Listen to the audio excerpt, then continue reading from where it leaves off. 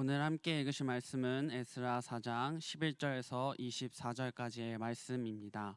에스라 4장 11절에서 24절까지의 말씀을 저와 여러분들이 함께 봉독하시도록 하겠습니다. 아닥사스다 왕에게 올린 그 글의 초본은 이러하니 강 건너편에 있는 신하들은 왕에게 아뢰나이다. 당신에게서 우리에게로 올라온 유대 사람들이 예루살렘에 이르러 이 패역하고 악한 성읍을 건축하는데 이미 그 기초를 수축하고 성곽을 건축하오니 이제 왕은 아시옵소서. 만일 이 성읍을 건축하고 그 성곽을 완공하면 저 우리가 다시는 조공과 관세와 통행세를 바치지 아니하리니 결국 왕들에게 손해가 되리이다. 우리가 이제 왕궁의 소금을 먹음으로 왕이 수치당함을 참아 보지 못하여 사람을 보내어 왕에게 아뢰오니 왕은 조상들의 사기를 살펴보시면 그 사기에서 이 성읍은 패역한 성읍이라 예로부터 그 중에서 항상 반역하는 일을 행하여 왕들과 각도의 손해가 된 것을 보시고 아실지라 이 성읍이 무너짐도 이 때문이니이다. 이제 감히 왕에게 아뢰오니 이 성읍이 중건되어 성곽이 준공되면 이로 말미암아 왕의 강 건너편 영지가 없어지리이다 하였더라. 왕이 방백 루훔과 서긴관 심세와 사마리아에 거주하는 그들 동관들과 강 건너편 다른 땅 백성에게 조서를 내리니 일렀으되 너희는 평안할지어다. 너희가 올린 글을 내 앞에서 낭독시키고 명령하여 살펴보니 과연 이 성읍이 예로부터 왕들을 거역하며 그 중에서 항상 패역하고 반역하는 일을 행하였으며 옛적에는 예루살렘을 다스리는 큰 군왕들이 있어서 강 건너편 모든 땅이 그들에게 조공과 관세와 통행세를 다 바쳤도다. 이제 너희는 명령을 전하여 그 사람들에게 공사를 그치게 하여 그 성을 건축하지 못하게 하고 내가 다시 조서 내리기를 기다리라. 너희는 삼가서 이 일에 게으르지 말라. 어찌하여 화를 더하여 왕들에게 손해가 되게 하랴 하였더라. 아닥사스다 왕의 조서 초본이 르훔과 서기관 심세와 그의 동료 앞에서 낭독되매 그들이 예루살렘으로 급히 가서 유대 사람들을 보고 권력으로 억제하여 그 공사를 그치게 하니 이에 예루살렘에서 하나님의 성전 공사가 바사왕 다리오 제2년까지 중단되니라. 할렐루야. 오늘도 성도님들에게 주님의 은혜가 충만하시기를 바랍니다. 오늘 읽으신 말씀은 아닥사스다 왕과 성전 재건을 방해하고자 했던 사마리아인들 간의 조서 내용입니다. 사마리아인들은 성전 건축과 성곽 재건을 고발했고 아닥사스다 왕은 그의 성곽 재건을 막는 그러한 이야기입니다. 사실 역사적으로 보면 본문 조서의 내용은 시기상 맞지 않는 점이 있습니다. 성적 재건을 하는 중이었고 성곽 재건은 아직 이루어지지 않고 있는 그런 때입니다. 그래서 후에 일어났던 일을 어제의 본문 말씀인 6절과 10절까지를 더불어 함께 첨가되고 있는 본문으로 여겨집니다. 그러나 중요한 것은 편집자의 의도가 어찌되었든 성전 건축 방해가 계속해서 일어났고 오늘 본문에서 나오는 사마리아인들의 성곽 재건 방해 역시도 모두 같은 성격을 가지고 있습니다. 바로 하나님 사업의 방해이지요. 그렇다면 그들이 이러한 상소문을 올리면서까지 막고 있는 이유는 무엇일까요? 사마리아인들은 구약 성경을 보면 보통 우상 숭배의 중심지에 살았던 사람들이었습니다. 하나님을 믿는다 하지만 다른 신들까지 인정하는 종교 혼합주의자들이었지요. 그리고 어제 본문 1절과 2절을 보면 그들은 남겨져 있던 거류민들이었습니다. 그래서 거기에서 서로 결혼했고 다른 신들을 믿는 그런 사람들이었지요. 그들이 성전 재건을 하고 있던 이스라엘 사람들에게 찾아와서 우리도 함께 동참하고자 말했던 이유는 분명 있었습니다. 그들이 그 지역에서 가지고 있던 제의적 권리를 침범당했다고 생각할 수도 있고 아니면 다른 어떠한 정치적 의도를 가지고 그들에게 접근했음을 우리는 확인할 수 있습니다. 그러나 그런 의도를 가지고 그들이 이스라엘 사람들에게 접근했지만 그들은 이런 지하에 거절합니다.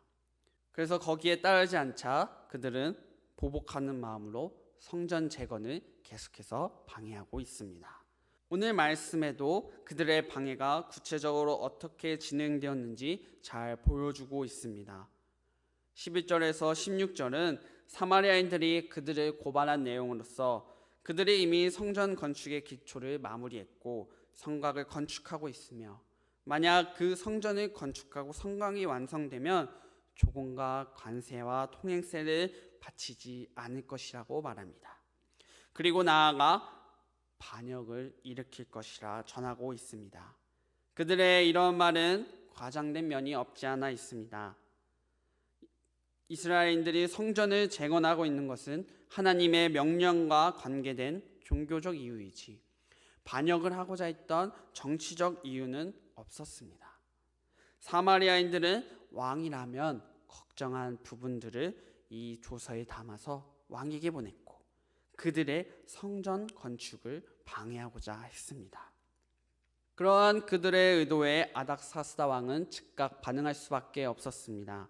세금이 걷어지지 않고 무엇보다 반역을 저지르는 것은 여러모로 골칫거리이기 때문입니다.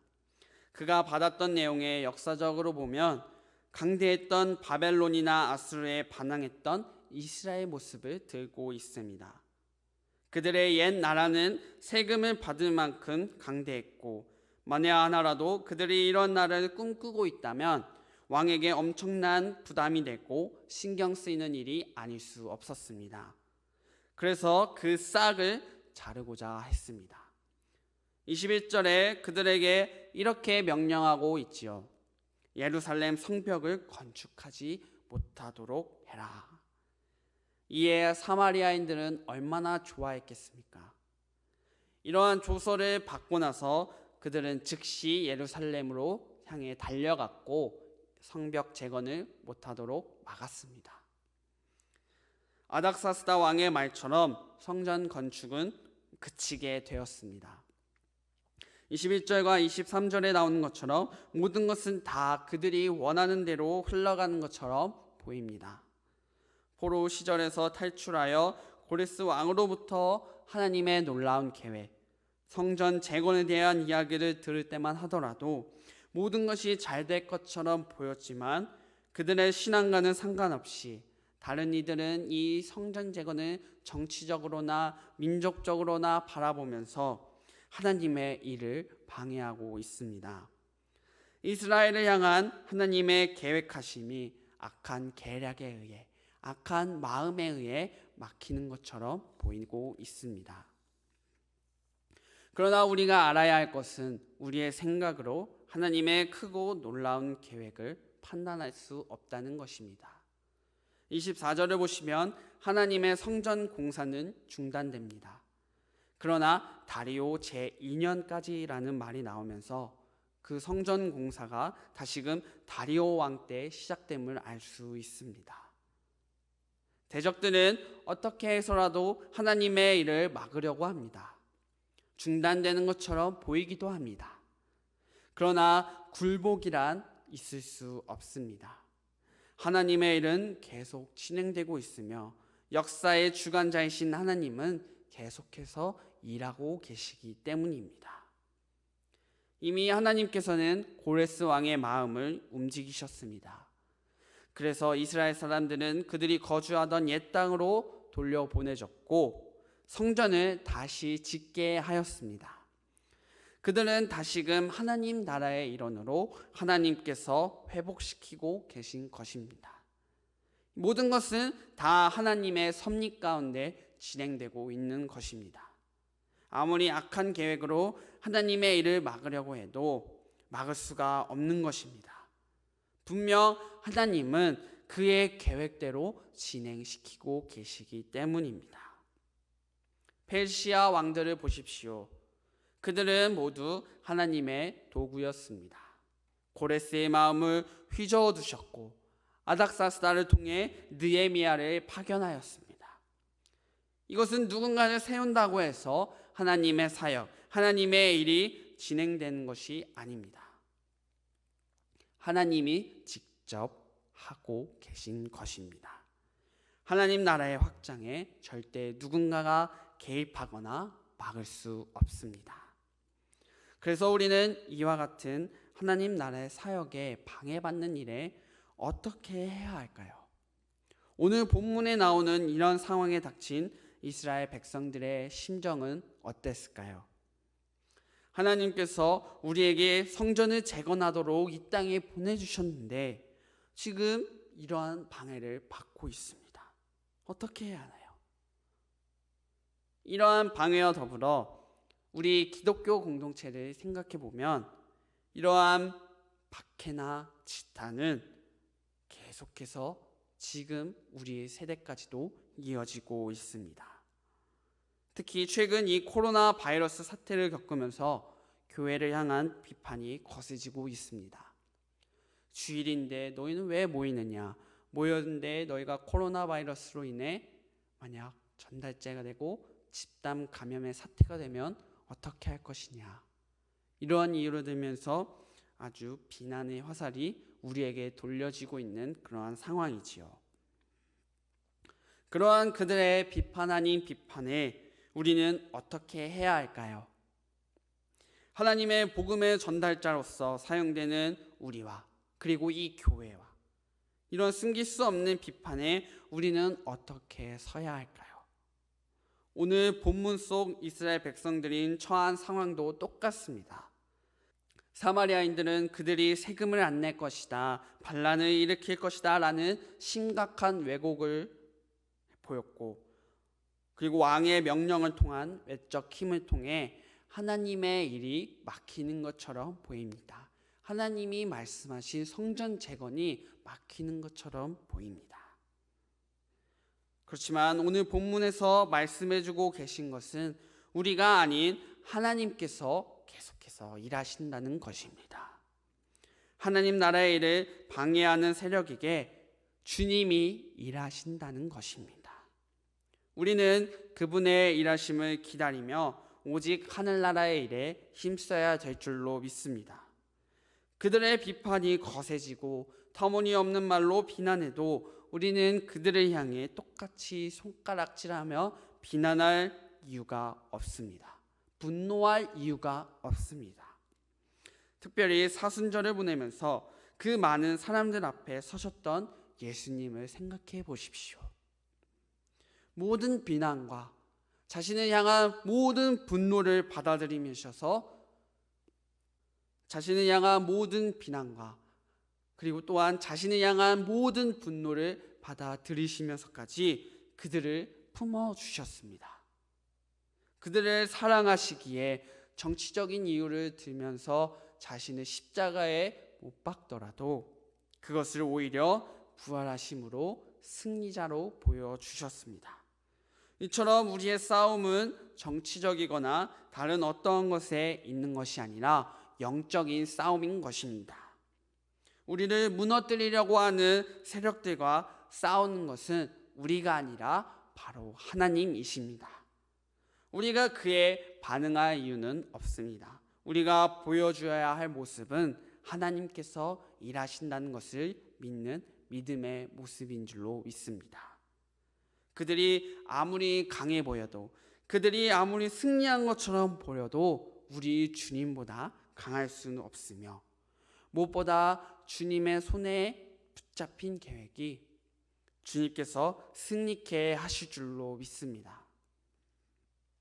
오늘 사마리아인들의 방해 공작이 승리한 것처럼 보여도 성전 재건은 멈춰지지 않았습니다.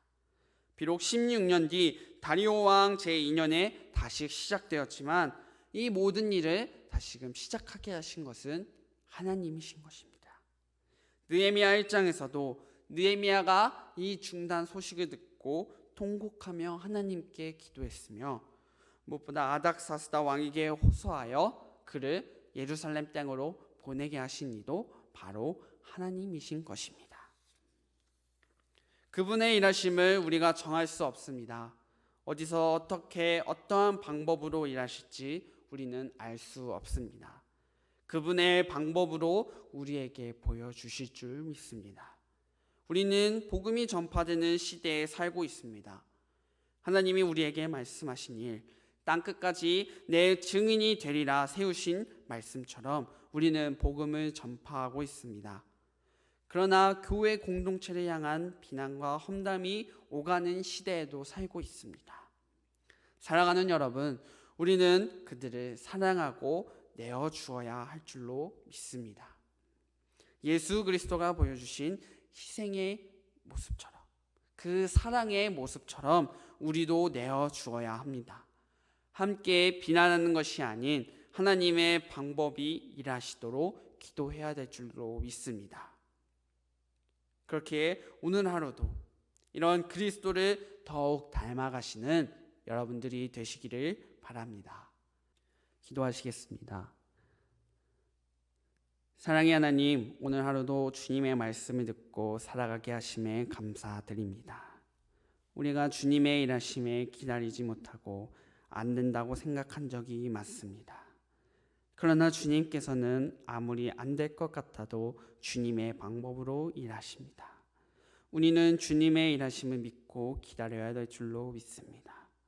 우리의 생각대로 되지 않고 다른 어떠한 이들의 교회를 향한 비난에서도 우리는 똑같이 그들과 같은 모습을 보이는 것이 아닌 예수 그리스도의 방법을 보이게 하옵소서. 어떠한 비난에서도 우리는 그들을 사랑해야 될 줄로 믿습니다. 우리가 그들에게 내어주어야 될 줄로 믿습니다. 그렇게 우리 주님, 우리는 연약합니다.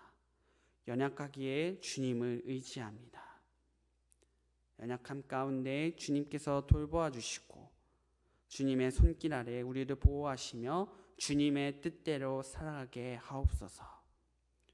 오늘 하루를 살아가는 동안 주님의 뜻대로 살게 하옵시고 주님의 뜻을 더욱 구하는 우리가 되게 하옵소서. 이 모든 것 살아계신 예수님의 이름으로 기도하였습니다. 아멘.